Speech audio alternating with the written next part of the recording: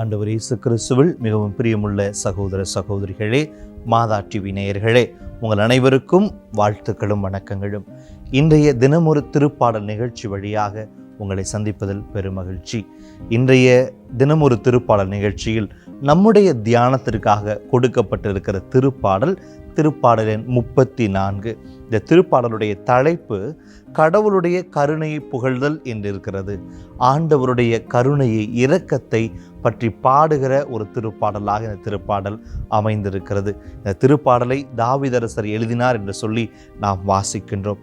பிரியமானவர்களே, இந்த திருப்பாடலுக்கு ஒரு சிறப்பு இருக்கிறது. இந்த திருப்பாடலானது எபிரேய மொழியில் அகர வரிசையில் எழுதப்பட்ட ஒரு திருப்பாடலாக இருக்கிறதை நாம் காண முடிகின்றது. இந்த திருப்பாடல் அறிவு புகட்டுகிற திருப்பாடலாக, அறநெறி ஒழுக்கங்களை கற்றுத்தருகிற ஒரு திருப்பாடலாக அமைந்திருக்கிறதை நாம் பார்க்கிறோம்.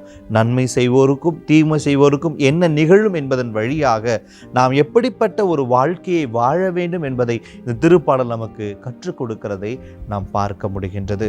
இந்த திருப்பாடலில் முதல் வார்த்தையாக நாம் சொல்லப்படுகிறது, ஆண்டவரை நான் எக்காலமும் போற்றுவேன், அவரது புகழ் எப்பொழுதும் என் நாவில் ஒலிக்கும். ஆண்டவரை எல்லா காலத்திலும் நான் புகழ்ந்து பாடுவேன். என்னுடைய நாவு எப்பொழுதுமே ஆண்டவருடைய பெருமையை, ஆண்டவருடைய புகழை பாடிக்கொண்டே இருக்கும் என்று சொல்லி தாவீதரசர் பாடுகிறார். நான் ஆண்டவரை பற்றி பெருமையாக பேசுவேன் என்று சொல்லுகிறார்.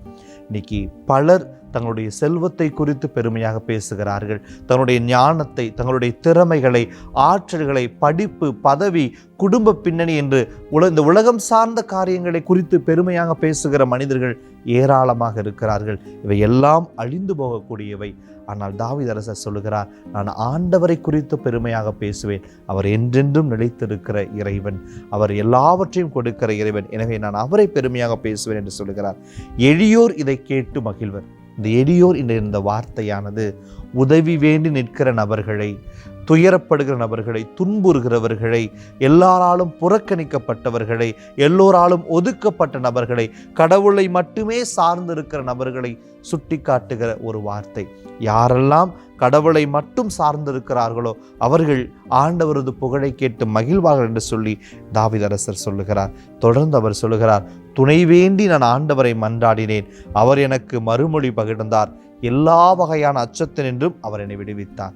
தன்னுடைய அனுபவத்திலிருந்து இந்த வரிகளை தாவீதரசர் பாடுகிறார்.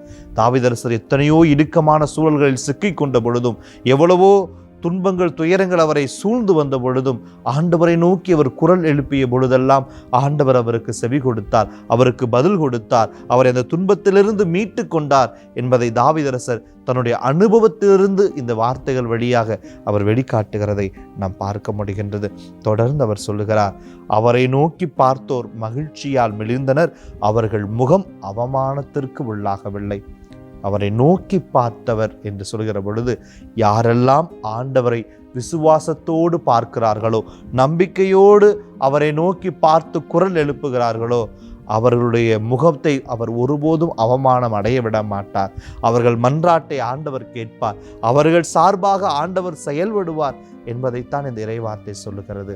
யாரெல்லாம் ஆண்டவரை விசுவாசத்தோடு நோக்கி பார்க்கிறார்களோ அவர்களுக்கு ஆண்டவர் அரணாக, துணையாக இருந்து பாதுகாப்பார் என்பதை இந்த இறைவார்த்தை நமக்கு சுட்டி காட்டுகிறது.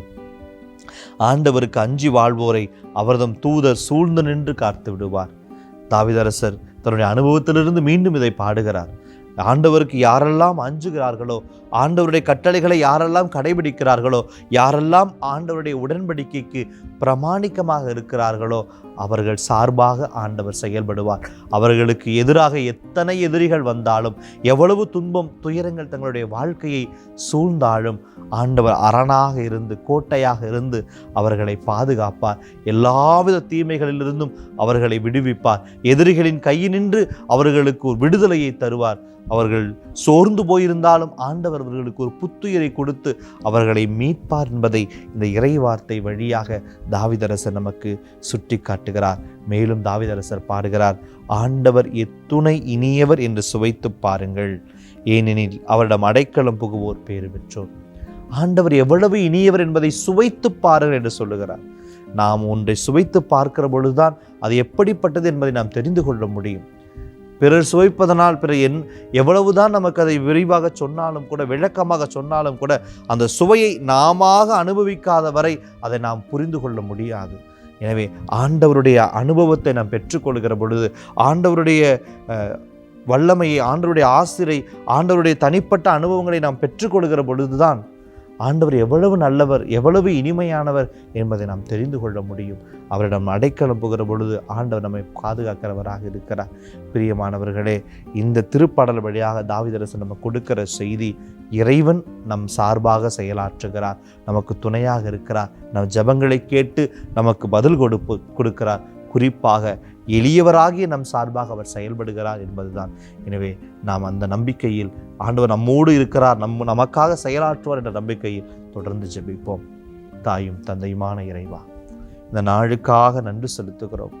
புறக்கணிக்கப்பட்ட, துயரப்படுகிற, துன்பப்படுகிற எளிய மக்களின் சார்பாக நீ என்றும் இருக்கிறீர் என்பதை இந்த திருப்பாடல் வழியாக எங்களுக்கு உணர்த்தி இருக்கிறீரே. யாரெல்லாம் உம்மை சார்ந்து இருக்கிறார்களோ, யாரெல்லாம் உம்மை விசுவாசத்தோடு நோக்கி பார்க்கிறார்களோ, யாரெல்லாம் உம்மிடம் அடைக்கலம் புகுகிறார்களோ, அவர்களுக்கெல்லாம் அரணாக, கோட்டையாக இருந்து எல்லாவித துன்பங்களிலிருந்தும் நீர் பாதுகாப்பீர் என்பதை நாங்கள் நம்புகிறோம். சுவாமி, எங்களை முழுவதும் உங்கள் கரங்களில் ஒப்புக் கொடுக்கிறோம். இதோ எளிய மக்களாகிய நாங்கள் உம்மையே நம்பி இருக்கிறோம். நீரே எங்களை பாதுகாத்து கொள்ளும். எங்களுடைய ஜெபங்களை கேட்டு எங்களுக்கு பதில் கொடும். நீரே எங்களுக்கு அடைக்கலமாக இரும். இந்த ஜெபத்தையெல்லாம் எங்கள் ஆண்டவரும் இரட்சகருமாகிய இயேசு கிறிஸ்துவின் வல்லமையுள்ள நாமத்தில் உம்மை நோக்கி மன்றாடுகின்றோம். ஆமென்.